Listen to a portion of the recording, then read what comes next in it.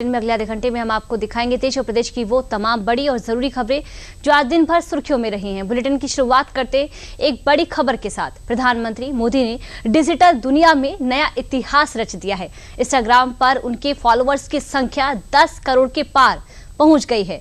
वे इस प्लेटफॉर्म पर सबसे ज्यादा फॉलो किए जाने वाले राजनेता बन गए हैं। देखिए रिपोर्ट। आज के दौर में रैलियों की भीड़ के साथ साथ डिजिटल प्लेटफॉर्म पर आपके कितने फॉलोअर्स हैं, ये बहुत मायने रखता है। इसी रेस में भारत के प्रधानमंत्री नरेंद्र मोदी ने एक ऐसा मकाम हासिल कर लिया है जिसके आसपास भी दुनिया का कोई दूसरा बड़ा नेता फिलहाल नजर नहीं आ रहा है। ये खबर न केवल भारत के लिए बल्कि पूरी दुनिया के डिजिटल स्पेस के लिए एक बड़ा रिकॉर्ड है। दरअसल प्रधानमंत्री नरेंद्र मोदी के इंस्टाग्राम पर 100 मिलियन यानी 10 करोड़ फॉलोअर्स हो गए हैं। सोशल मीडिया आज राजनीति का अहम हिस्सा बन चुका है और इस प्लेटफॉर्म पर 10 करोड़ का आंकड़ा पार करना एक बड़ा डिजिटल माइलस्टोन माना जाता है। अगर हम दुनिया के बाकी शक्तिशाली नेताओं से तुलना करें तो पीएम मोदी का दबदबा साफ दिखाई देता है। पीएम मोदी के इंस्टाग्राम पर सबसे ज्यादा 10 करोड़ फॉलोअर्स हैं। उसके बाद दूसरे नंबर पर अमेरिकी राष्ट्रपति डोनाल्ड ट्रंप हैं, जिनके 4.32 करोड़ फॉलोअर्स हैं, जो पीएम मोदी के मुकाबले आधे से भी कम है। तीसरे नंबर पर इंडोनेशिया के राष्ट्रपति प्रबोवो सुबियांतो है, जिनके करीब 1.5 करोड़ फॉलोअर्स हैं। चौथे नंबर पर ब्राजील के राष्ट्रपति लूला डी सिल्वा हैं, जिनके पास 1.44 करोड़ फॉलोअर्स हैं। पांचवें नंबर पर तुर्की के राष्ट्रपति तैयब एर्दोआन हैं, इनके पास 1.16 करोड़ फॉलोअर्स हैं। और छठे नंबर पर अर्जेंटीना के राष्ट्रपति जेवियर मिलेई हैं, इनके 64 लाख फॉलोअर्स हैं। भारत में भी पीएम मोदी का दबदबा साफ नजर आता है। यहाँ उनके और दूसरे नेताओं के फॉलोअर्स में बहुत बड़ा फर्क है। पीएम मोदी के इंस्टाग्राम पर सबसे ज्यादा 100 मिलियन फॉलोअर्स हैं। केंद्रीय गृह मंत्री अमित शाह के इंस्टाग्राम पर 29.7 मिलियन फॉलोअर्स हैं। उत्तर प्रदेश के मुख्यमंत्री योगी आदित्यनाथ के 16.1 मिलियन फॉलोअर्स हैं। कांग्रेस सांसद राहुल गांधी के पास करीब 12.6 मिलियन फॉलोअर्स हैं और कांग्रेस नेता प्रियंका गांधी के इंस्टाग्राम पर 2.2 मिलियन फॉलोअर्स हैं। बता दें कि पीएम मोदी का इंस्टाग्राम अकाउंट पिछले एक दशक में सबसे ज्यादा सक्रिय रहा है। उनकी पोस्ट में सरकारी योजनाओं के साथ साथ उनके विदेशी दौरे, आम लोगों से मुलाकात और उनके निजी पलों की झलकियां युवाओं को काफी पसंद आती हैं। इंस्टाग्राम जैसे विजुअल प्लेटफॉर्म पर सक्रिय मौजूदगी ने उन्हें दुनिया भर में बड़ी संख्या में फॉलोअर्स से जोड़ा है।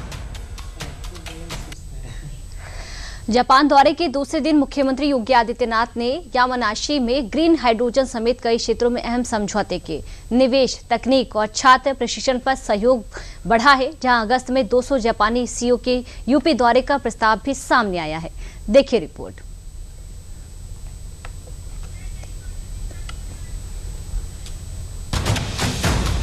जापान दौरे के दूसरे दिन मुख्यमंत्री योगी आदित्यनाथ ने ऊर्जा, तकनीक और औद्योगिक सहयोग के मोर्चे पर अहम सफलता हासिल की। जापान के यामानाशी में उत्तर प्रदेश सरकार और स्थानीय प्रशासन के बीच ग्रीन हाइड्रोजन तकनीक को लेकर ऐतिहासिक समझौता ज्ञापन पर हस्ताक्षर हुए। कि आज यामानाशी के माननीय राज्यपाल के आमंत्रण पर हम सब यामानाशी पे पहुंच करके हम लोगों ने यहाँ की स्थिति को देखा है, ग्रीन हाइड्रोजन के प्रोडक्शन को देखा है और इस तकनीक के बारे में आज उत्तर प्रदेश और यामानाशी के बीच में एक ऐतिहासिक समझौता ज्ञापन पर भी हस्ताक्षर हुआ है। यामानाशी में आयोजित यूपी इन्वेस्टमेंट रोड शो के दौरान मुख्यमंत्री ने जापानी उद्योग जगत को प्रदेश में निवेश का आमंत्रण दिया और ग्रीन एनर्जी, मैन्युफैक्चरिंग, प्रौद्योगिकी और अवसंरचना क्षेत्रों में साझेदारी का भी आह्वान किया। यामानाशी में हुए समझौतों में ग्रीन हाइड्रोजन, उद्योग, पर्यटन और व्यावसायिक शिक्षा जैसे क्षेत्रों में सहयोग पर सहमति बनी। तकनीकी आदान प्रदान, कौशल प्रशिक्षण और रोबोटिक्स जैसे भविष्य के क्षेत्रों पर भी जोर दिया गया। इसके साथ ही इन समझौतों के तहत उत्तर प्रदेश के छात्रों को जापान में प्रशिक्षण का अवसर मिलेगा। ग्रीन टेक्नोलॉजी को उद्योग और पब्लिक ट्रांसपोर्ट में लागू करने की योजना है। साथ ही निवेश संवाद को भी नई मजबूती मिलने की बात कही गई। उत्तर प्रदेश के उच्च तकनीकी संस्थान से जुड़े हुए छात्र यहाँ पर इस तकनीक का प्रशिक्षण भी लेंगे और प्रशिक्षण के साथ इस तकनीक को सफलतापूर्वक उत्तर प्रदेश के अंदर लागू करने में उत्तर प्रदेश की इंडस्ट्री के लिए, उत्तर प्रदेश की पब्लिक ट्रांसपोर्ट के लिए, उत्तर प्रदेश के अंदर ऊर्जा की आत्मनिर्भरता को आगे बढ़ाने के लिए इस तकनीक का उपयोग कर पाएंगे। और इस तकनीक को हम लोग प्रधानमंत्री मोदी जी के नेट जीरो के लक्ष्य को प्राप्त करने की दिशा में यह एक बड़ी महत्वपूर्ण पहल हो सकती है। इसके साथ ही ऊर्जा आत्मनिर्भरता की दिशा में भी अहम कदम उठाए गए। यामानाशी के गवर्नर कोटारो नागासाकी द्वारा अगस्त में 200 जापानी सीईओ के साथ उत्तर प्रदेश दौरे के प्रस्ताव का मुख्यमंत्री ने स्वागत किया। साथ ही उन्होंने यामानाशी स्थित अत्याधुनिक हाइड्रोजन संयंत्र का दौरा किया, जहां मुख्यमंत्री ने पावर टू गैस प्रणाली के माध्यम से सौर ऊर्जा को हाइड्रोजन में बदलने की प्रक्रिया को समझा। इजरायल दौरे के दूसरे दिन प्रधानमंत्री मोदी को केनेसेट का सर्वोच्च सम्मान मिला और संसद मोदी के नारों से गूंज उठी। राष्ट्रपति हर्जोग और पीएम नेतन्याहू से मुलाकात में रक्षा, तकनीक, कृषि, एफटी और साइबर सहयोग पर अहम सहमति बनी है। देखिए रिपोर्ट। ये नजारा इजराइल की संसद का है, जहां प्रधानमंत्री मोदी को इजरायली संसद का सर्वोच्च सम्मान स्पीकर ऑफ द केनेसेट नवाजा गया और पूरा संसद मोदी के नारों से गूंज उठा। पीएम मोदी ने इजरायली संसद के एक विशेष सर्वसम्मति सत्र को भी संबोधित किया और वो ऐसा करने वाले पहले भारतीय प्रधानमंत्री बने। इजरायल के दौरे के दूसरे दिन प्रधानमंत्री मोदी ने कई अहम द्विपक्षीय और सांस्कृतिक कार्यक्रमों में हिस्सा लिया। उन्होंने राष्ट्रपति इसहाक हर्जोग से मुलाकात में दोनों देशों के बीच शिक्षा, नवाचार, तकनीक और कनेक्टिविटी के क्षेत्र में सहयोग बढ़ाने पर चर्चा की। पीएम मोदी ने इजरायल के प्रधानमंत्री बेंजामिन नेतन्याहू के साथ आर्थिक, रक्षा, व्यापार, कृषि और सुरक्षा सहयोग के व्यापक मुद्दों पर बातचीत की। वहीं उन्होंने यद वासेम हॉलोकास्ट मेमोरियल में श्रद्धांजलि अर्पित कर पीएम मोदी ने इतिहास की याद दिलाई और मानवता के संदेश को दोहराया। हमारे संबंध गहरे विश्वास, साझा लोकतांत्रिक मूल्यों और मानवीय संवेदनाओं की मजबूत आधारशिला पर आधारित है, उस पर स्थापित है। हमारे रिश्ते समय की हर कसौटी पर खरे उतरे हैं। आज हमने अपनी टाइम टेस्टेड साझेदारी को स्पेशल स्ट्रेटेजिक पार्टनरशिप का दर्जा देने का ऐतिहासिक निर्णय लिया है। यह निर्णय दोनों देशों के लोगों की आकांक्षाओं का प्रतिबिंब है।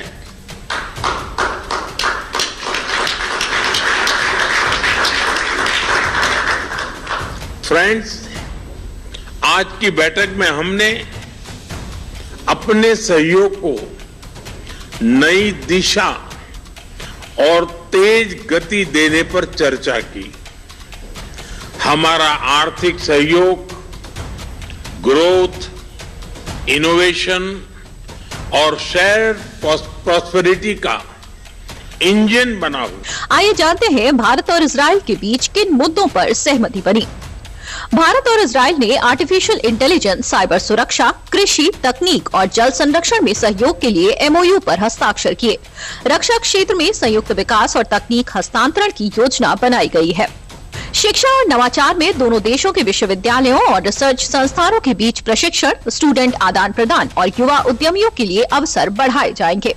इसके अलावा द्विपक्षीय फ्री ट्रेड एग्रीमेंट को अंतिम रूप देने और व्यापार तथा निवेश के नए अवसर खोलने की तैयारी चल रही है, जो भारत और इजरायल की साझेदारी को वैश्विक स्तर पर और मजबूत बनाएगा। इजरायली प्रधानमंत्री नेतन्याहू के साथ संयुक्त प्रेस वार्ता में पीएम मोदी ने कहा कि भारत हमेशा आतंकवाद और उसके समर्थकों के मार्ग में डट कर खड़ा है और आगे भी इसके खिलाफ आवाज उठाता रहेगा। उन्होंने कहा कि भारत इस विश्वास पर दृढ़ है कि मानवता कभी संघर्ष की शिकार नहीं होनी चाहिए, इसलिए हम गाजा शांति योजना का स्वागत करते हैं। सुप्रीम कोर्ट ने जुडिशियल करप्शन चैप्टर वाली एनसीईआरटी की कक्षा 8 की किताब पर पूर्ण तरीके से प्रतिबंध लगा दिया है। कोर्ट ने छपाई और वितरण रोकते हुए शिक्षा सचिव व निदेशक को नोटिस भी जारी कर दिया है। देखिए रिपोर्ट। सुप्रीम कोर्ट ने गुरुवार को एनसीईआरटी की कक्षा 8 की सोशल साइंस की किताब में जुडिशियल करप्शन यानी न्यायपालिका में भ्रष्टाचार से जुड़े चैप्टर पर सुनवाई की। कोर्ट ने किताब पर कंप्लीट बैन लगाते हुए इसकी छपाई और वितरण पर पूरी तरह रोक लगा दी। साथ ही किताब की सभी प्रिंट और डिजिटल कॉपियों को तुरंत जब्त कर सार्वजनिक पहुंच से हटाने का आदेश दिया। एनसीईआरटी ने कक्षा 8 की सोशल साइंस की जुडिशरी से जुड़े चैप्टर पर यू टर्न ले लिया है। सीजेआई सूर्यकांत की फटकार के बाद एनसीईआरटी ने जुडिशियल करप्शन वाले चैप्टर को हटाने का फैसला किया है। उसने सुप्रीम कोर्ट के सामने अपनी गलती मानी है और इसके लिए माफी मांगी है। अब मामले की अगली सुनवाई 11 मार्च को होगी। एनसीईआरटी की क्लास 8 की किताब को लेकर क्या था पूरा विवाद, वो भी जान लेते हैं। एनसीईआरटी की क्लास 8 की सोशल साइंस की किताब में जुडिशियल करप्शन का चैप्टर था। चैप्टर पर सुप्रीम कोर्ट ने खुद से नोटिस लिया है। किताब में भारत के पूर्व चीफ जस्टिस बीआर गवई के जुलाई 2025 में दिए गए बयान का भी जिक्र है। पूर्व सीजेआई बीआर गवई ने तब कहा था कि जुडिशरी के अंदर करप्शन और गलत कामों के मामलों का पब्लिक ट्रस्ट पर बुरा असर पड़ता है। सुप्रीम कोर्ट की नाराजगी के बाद 25 फरवरी को एनसीईआरटी ने वेबसाइट से किताब को हटा लिया। इस मामले में गुरुवार को हुई सुनवाई में सुप्रीम कोर्ट ने क्या निर्देश दिए हैं वो भी जान लेते हैं। शिक्षा मंत्रालय के सचिव और एनसीईआरटी निदेशक को नोटिस जारी कर जवाब मांगा गया। सिलेबस से जुड़ी कार्रवाई की जानकारी देने का निर्देश दिया। विवादित चैप्टर लिखने वाले लेखकों के नाम और उनकी योग्यता बताने का निर्देश दिया। केंद्र और राज्यों के शिक्षा विभाग तय करें कि किताब चाहे स्कूलों में छपी हुई हो या फिर डिजिटल तौर पर हो, तुरंत लोगों की पहुंच से हटाई जाए। किताब के प्रिंटेड या डिजिटल वर्जन को बांटना कोर्ट के आदेश का जानबूझकर उल्लंघन माना जाएगा। सभी राज्यों के शिक्षा विभाग के मुख्य सचिव 2 हफ्ते में इस मामले में कार्रवाई की रिपोर्ट सुप्रीम कोर्ट को सौंपे। जांच रिपोर्ट मिलने के बाद कोर्ट कमेटी बनाएगा जो पूरे मामले की जांच करेगी और जिम्मेदार लोगों की पहचान करेगी। इसके साथ ही सुप्रीम कोर्ट ने एनसीईआरटी को चेतावनी दी कि इस मामले में अवमानना की कार्रवाई भी की जा सकती है। मामले की सुनवाई CJI Suryakant, justice Joy Mallya Bagchi और जस्टिस विपुल एम पांचोली की बेंच कर रही है। चलिए देश प्रदेश में वक्त हो चला एक छोटे से ब्रेक का।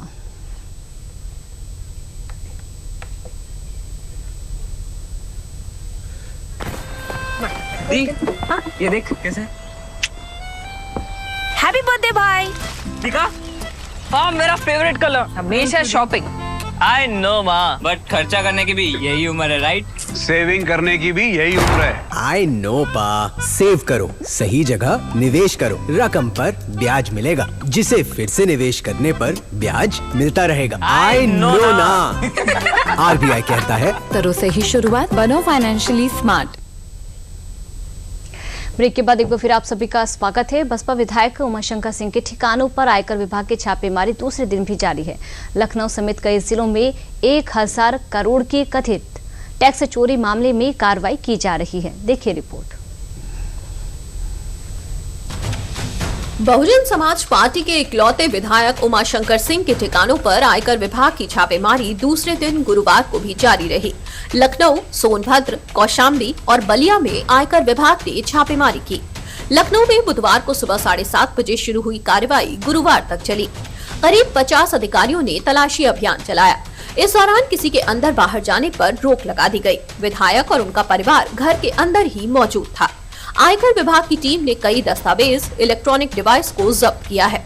और अब जान लेते हैं बसपा विधायक पर यह कार्रवाई किस मामले के तहत हो रही है। उमाशंकर सिंह 11 महीने पहले आय से अधिक संपत्ति के मामले में चर्चा में आए थे। उनके खिलाफ विजिलेंस ने जांच शुरू की थी।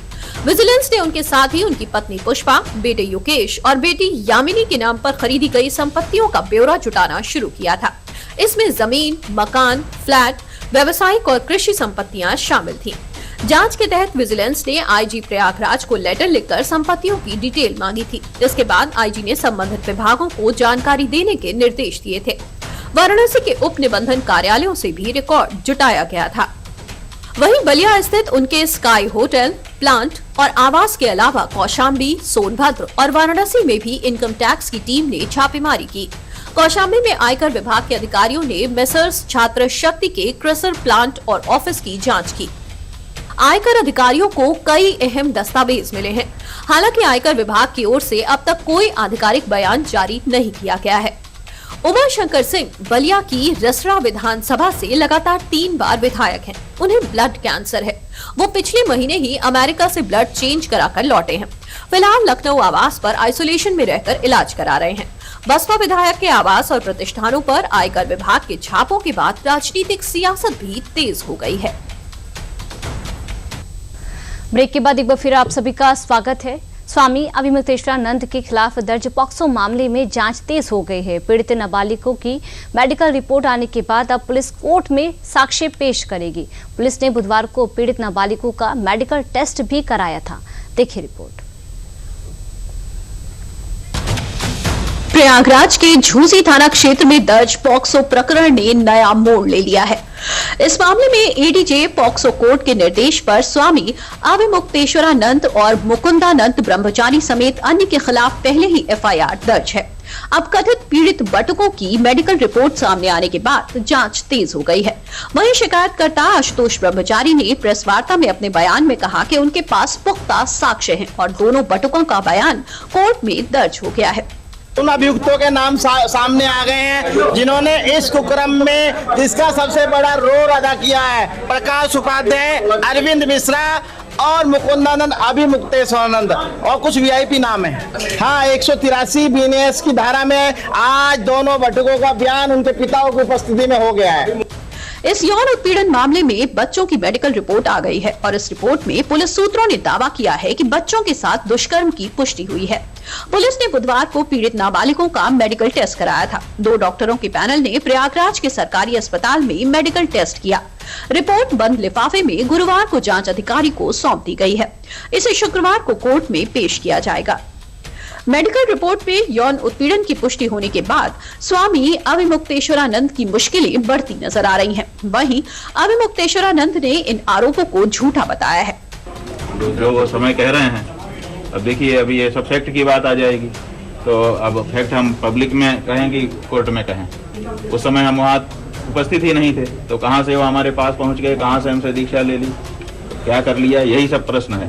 तो जो वो कहानी कह रहे हैं तो सारी की सारी कहानी झूठी है। पूरी जांच के बाद स्पष्ट होगा कि अभिमुक्तेश्वरानंद पर लगे आरोप कितने सही हैं। यौन उत्पीड़न के आरोप लगने के बाद स्वामी अभिमुक्तेश्वरानंद ने इलाहाबाद हाई कोर्ट में अग्रिम जमानत के लिए याचिका दाखिल की है। अब इस मामले में इलाहाबाद उच्च न्यायालय में शुक्रवार को अग्रिम जमानत पर सुनवाई होगी, जिसमें पुलिस मेडिकल रिपोर्ट भी पेश करेगी। देश भर में बढ़ते डिजिटल अरेस्ट फ्रॉड पर बड़ा एक्शन लेते हुए सीबीआई ने 6 राज्यों में छापेमारी कर साइबर नेटवर्क का भंडाफोड़ किया है। सीबीआई ने 1.86 करोड़ की ठगी मामले में 3 आरोपियों को गिरफ्तार भी किया है। देखिए रिपोर्ट। देश भर में तेजी से बढ़ते साइबर ठगी के नेटवर्क पर एजेंसियों ने सख्ती तेज कर दी है। इसी सिलसिले में सीबीआई ने साइबर फ्रॉड के एक बड़े नेटवर्क को निशाना बनाते हुए बुधवार को 6 राज्यों में छापेमारी की और करीब 1.86 करोड़ रुपए के डिजिटल अरेस्ट फ्रॉड मामले में 3 आरोपियों को गिरफ्तार किया। ये ठगी केरल के कोट्टायम जिले के एक वरिष्ठ नागरिक के साथ की गई थी, जहां साइबर ठगों ने खुद को सरकारी अधिकारी बताकर वीडियो कॉल पर डिजिटल अरेस्ट का भय दिखाया और रकम ऐंठ ली। सीबीआई इस संगठित साइबर नेटवर्क के कनेक्शन तक कैसे पहुंची, आइए जानते हैं। सीबीआई ने डिजिटल फॉरेंसिक जांच और फाइनेंशियल ट्रेल के जरिए पता लगाया कि ये जटिल नेटवर्क है जो कई राज्यों में फैला हुआ है और इसमें अंतर्राष्ट्रीय कनेक्शन भी हो सकते हैं। 25 फरवरी 2026 को एजेंसी ने एक साथ सर्च और अरेस्ट ऑपरेशन चलाया।